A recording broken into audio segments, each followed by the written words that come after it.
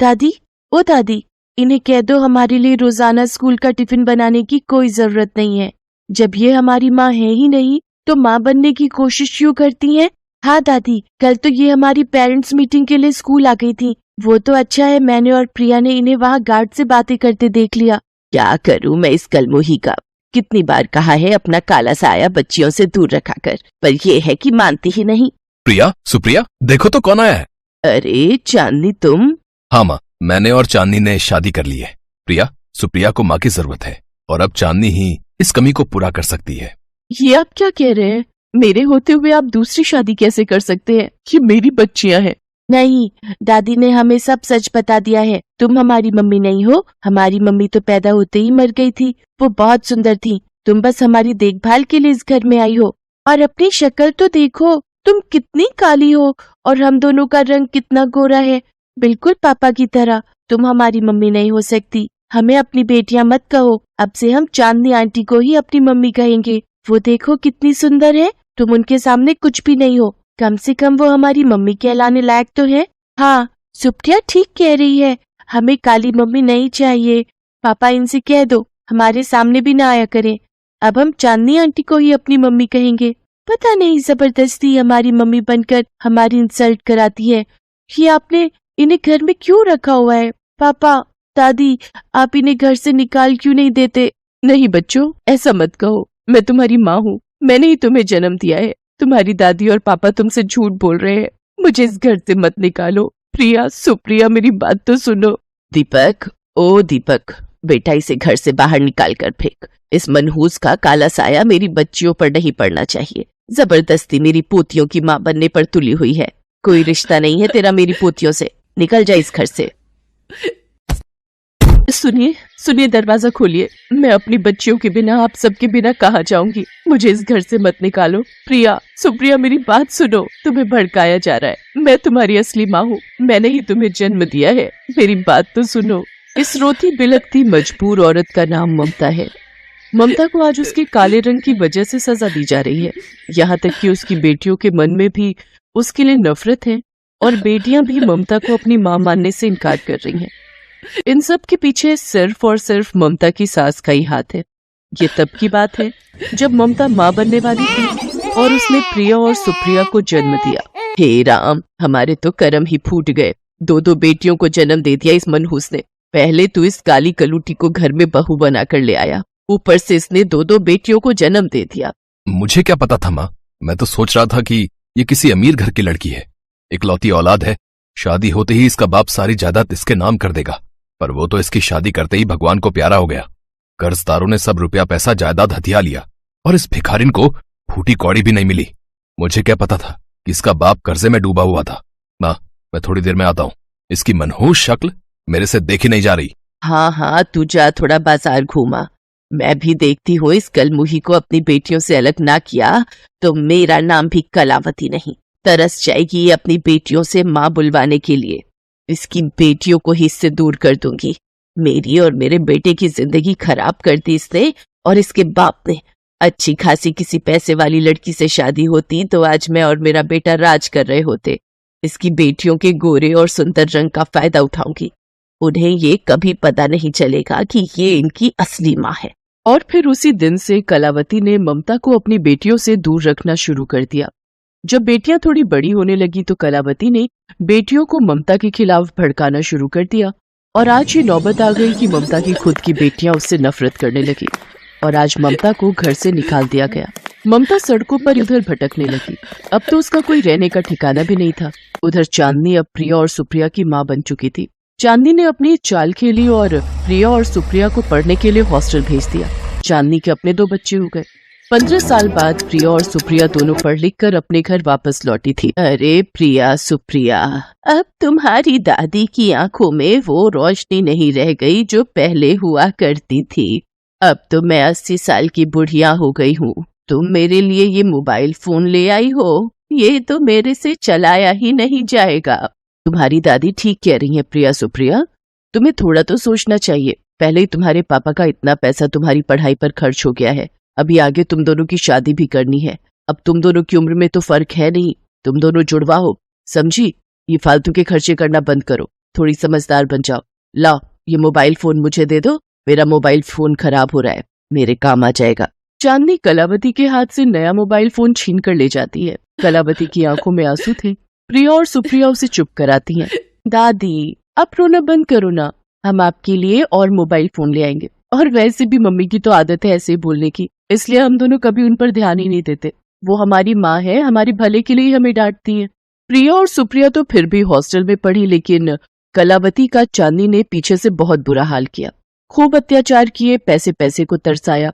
चांदनी ने धीरे धीरे सारा पैसा अपने मायके वालों को बांट दिया।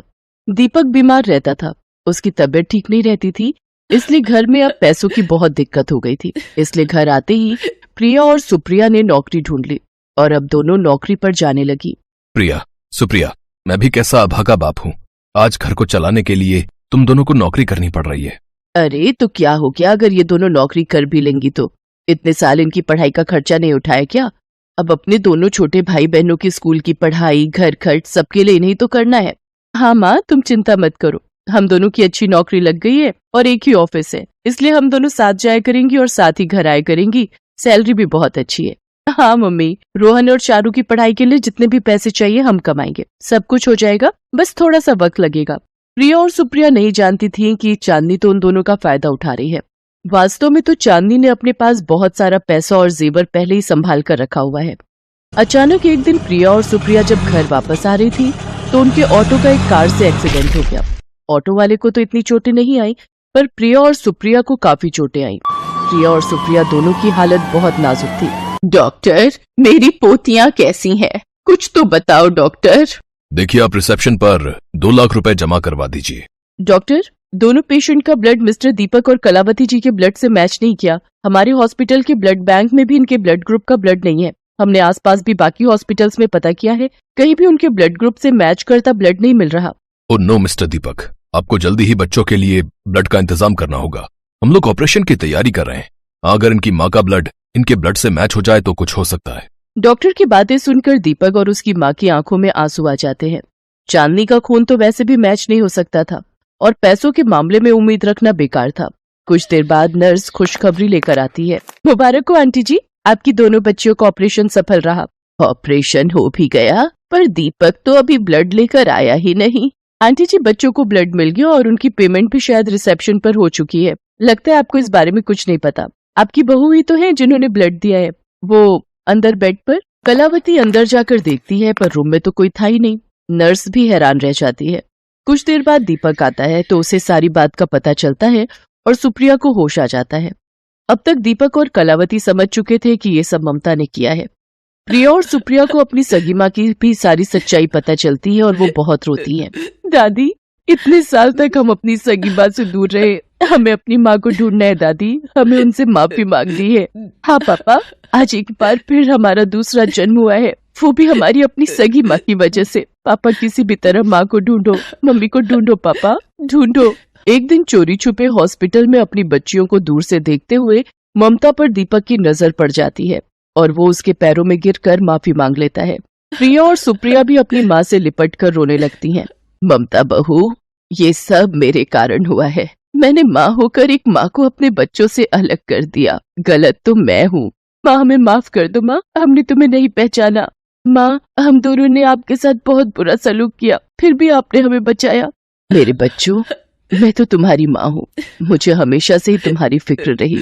आज उन बाबूजी और माँ जी ने मेरी बहुत मदद की। मैं जिनके घर काम करती हूँ, हमेशा ऐसे ही मैंने तुम पर नजर रखी। भले ही मैं तुम्हारे साथ नहीं थी, पर तुम्हारी बचपन से बड़े होने तक मैंने तुम्हें चोरी छुपे कई बार देखा है। Mummy, mummy. प्रिया और सुप्रिया को अपनी सगी माँ मिल गई। कलावती और दीपक को अपनी गलती का एहसास हो गया, पर प्रिया और सुप्रिया अब अपनी माँ ममता के साथ अलग घर में रहने लगी। वो चाहती थी कि जो प्यार उन्हें अपनी माँ से और ममता को अपनी बच्चियों से नहीं मिल पाया, वो अब मिल पाए। इसलिए अब वो अपना पूरा समय अपनी माँ ममता के साथ बिताती थी। कलावती को तसल्ली थी कि उसकी दोनों पोतियां ठीक हो गई। ममता को भी सुकून था कि आज उसे अपनी बच्चियां वापस मिल गई थीं।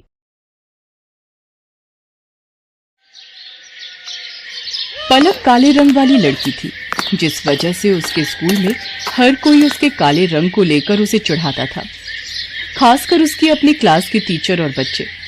पलक, तुम लाइन में सबसे पीछे खड़ी हो जाओ, और टीना सांची, तुम कुछ सुंदर लड़कियां आगे आ जाओ। प्रिंसिपल मैम का ऑर्डर है, हमारे स्कूल के बेस्ट बच्चों का फोटो स्कूल मैगजीन में छपेगा, इसलिए मैं चाहती हूँ मेरी क्लास के बच्चों का फोटो ही मैगजीन में छपे। पर मैम, ये पलक तो बहुत काली है, पूरी फोटो इसी से खराब हो रही है। मैम, ऐसा नहीं हो सकता, हम इस पलक को इस फोटो में से हटा दें। नहीं बच्चों, अगर ऐसा हो सकता तो ये काम सबसे पहले मैं ही कर देती। मैं खुद नहीं चाहती ये काली स्टूडेंट मेरी क्लास में भी रहे। मैम, मैं पानी पीने जाऊं? हाँ जाओ, मेरे सिर पर खड़ी मत रहो, और हो सके तो थोड़ा पानी से मुंह धोकर भी आ जाना, शायद तुम्हारा काला रंग चेहरे से उतर जाए और फोटो थोड़ी अच्छी आ जाए। टीचर की और बच्चों की बातों को सुनकर पलक रोती हुई वॉशरूम की तरफ चली जाती है और वहां जाकर फूट फूट कर रोने लगती है। पलक के माता पिता दोनों नौकरी करते थे और बड़ी मेहनत से पैसे कमाकर उन्होंने पलक का अंग्रेजी मीडियम में एडमिशन करवाया था। इसलिए पलक अपने माता पिता से कभी भी अपना दुख नहीं कहती थी। पलक को दौड़ने का बहुत शौक था। वो रोजाना सुबह स्कूल जाने से पहले दौड़ने का अभ्यास करती थी, पर वो जब भी अपनी टीचर से स्कूल में दौड़ प्रतियोगिता में भाग लेने के लिए कहती थी तो उसकी टीचर उसे साफ मना कर देती थी और बच्चे उस पर हंस देते थे। तू दौड़ेगी? अपनी शक्ल देखी है कभी शीशे में? मैम तुझे कभी भी दौड़ प्रतियोगिता में नहीं लेंगी। आज तक हमेशा से टीना ही विनर रही है और आगे भी रहेगी। इतनी देर में क्लास टीचर भी आ जाती हैं। बच्चों, हमारे स्कूल को बहुत ही बड़े लेवल पर दौड़ प्रतियोगिता के लिए भेजा जा रहा है। टीना, मैंने तुम्हारा नाम प्रिंसिपल मैम को दे दिया है। ओके मैम, मैं आज से ही प्रैक्टिस शुरू कर देती हूँ। मैम, मैं भी दौड़ प्रतियोगिता में भाग लेना चाहती हूँ। नहीं पलक, मैं तुम्हें इस प्रतियोगिता में नहीं ले सकती। तुम देखने में बिल्कुल भी सुंदर नहीं हो, और अगर मैंने तुम्हें इस प्रतियोगिता में ले लिया और तुम हार गई तो प्रिंसिपल मैम मुझ पर गुस्सा होंगी। पलक रोती हुई घर आती है, पर जैसे ही वो अपनी माँ को सामने देखती है अपने आंसू पोंछ लेती है और खाना खाने बैठ जाती है। पर उसका मन उदास था, इसलिए पलक अगले दिन स्कूल की छुट्टी ले लेती है। उसे पता था कि वो स्कूल जाएगी तो और बच्चों को प्रतियोगिता में जाता देख उसका मन दुखेगा। अरे पलक बिटिया, आज तू स्कूल नहीं जा रही? नहीं माँ, आज बस थोड़ा सिर में दर्द है, इसलिए घर पर आराम करूंगी। कोई बात नहीं पलक बेटिया, तू तो रोजाना ही स्कूल जाती है, आज छुट्टी कर ले और आराम करना। एक काम करो, आज तुम चले जाओ, मैं पलक के पास ही रुक जाती हूँ। उसे किसी चीज की जरूरत होगी तो बना दूंगी। ठीक है, फिर मैं अकेला ही काम पर चला जाता हूँ। पलक की माँ उसके पास ही घर पर रुक जाती है। पलक सो रही थी और उसकी माँ काम कर रही थी। इतनी देर में दरवाजे पर कोई आता है। जी, मेरा नाम रामलाल है, मैं पलक बिटिया के स्कूल का चपरासी हूँ। मुझे वहाँ की प्रिंसिपल मैम ने भेजा है। उन्होंने तुरंत ही पलक को स्कूल बुलाया है। वो किसी दौड़ प्रतियोगिता में जाना है, शायद यही बात हो रही थी। पलक को? पर उसकी तो अभी तबीयत। रामलाल भैया, मैम को बोल दो मैं अभी तैयार होकर स्कूल पहुंचती हूँ। दौड़ प्रतियोगिता का नाम सुनकर मानो पलक के दिमाग में कौन सी फुर्ती आ गई कि वो जल्दी से तैयार होकर स्कूल पहुंच गई। अच्छा, तो तुम पलक हो बेटा, हमें तुम्हारी बहुत जरूरत है और इस स्कूल को भी। टीना जो तुम्हारी क्लास की है वो इस प्रतियोगिता में भाग नहीं ले सकती। उसके पैर में चोट आ गई है, इसलिए डॉक्टर ने उसे दौड़ने के लिए मना किया है। हम चाहते हैं कि तुम अपने स्कूल के लिए इस प्रतियोगिता में हिस्सा लो और जीत कर ही लौटो। मैम, मैं आपसे वादा करती हूँ, मैं इस प्रतियोगिता में जीत कर ही लौटूंगी। पलक, मुझे माफ कर दो बेटा, मैंने एक टीचर होकर भी तुम्हारे साथ कितना गलत व्यवहार किया। पर आज जब हमारी क्लास की और स्कूल की इज्जत का सवाल है तो हमें तुमसे बेहतर दौड़ प्रतियोगिता के लिए कोई बच्चा नजर ही नहीं आया। मैं जानती थी कि तुम रोजाना सुबह दौड़ने का अभ्यास करती हो, इसीलिए मुझे तुम्हारा नाम सबसे पहले याद आया। मेरी शुभकामनाएं तुम्हारे साथ हैं। पलक, देखना तुम इस प्रतियोगिता में जीत कर ही लौटोगी। Thank you ma'am, thank you so much. मैं आपसे वादा करती हूँ मैं इस प्रतियोगिता में जरूर जीतूंगी। पलक की क्लास के सब बच्चे भी उसे शुभकामनाएं देते हैं और पलक पूरे जोश के साथ दौड़ प्रतियोगिता में हिस्सा लेती है और जीत कर लौटती है। उसकी प्रिंसिपल मैम और क्लास टीचर उसे इनाम में ट्रॉफी देकर सम्मानित करती हैं। ट्रॉफी लेकर पलक घर पहुंचती है। प्रतियोगिता जीतने की खुशी पलक के माता पिता उसके चेहरे पर साफ साफ देख रहे थे। उस दिन के बाद से पलक को कभी भी कोई भी उसके काले रंग के लिए नहीं बोलता था। बल्कि सब उसकी बहुत तारीफ करते थे।